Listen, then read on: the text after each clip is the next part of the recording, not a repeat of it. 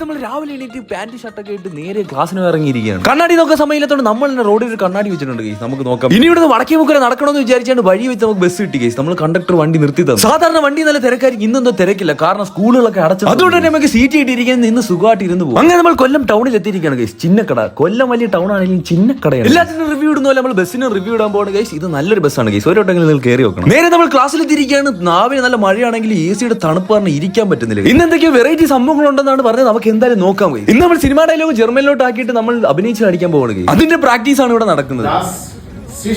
അങ്ങനെ ഓരോ ഗ്രൂപ്പും കഴിഞ്ഞ് നമ്മൾ അവസരം എത്തിയിരിക്കുകയാണ് ഗൈസ്. ഡ്യൂട്ട് സാർ, ഒരു സംശയം. എന്തെങ്കിലും ഈ മുഖം കണ്ണാടി നോക്കിയിട്ടുണ്ടോ?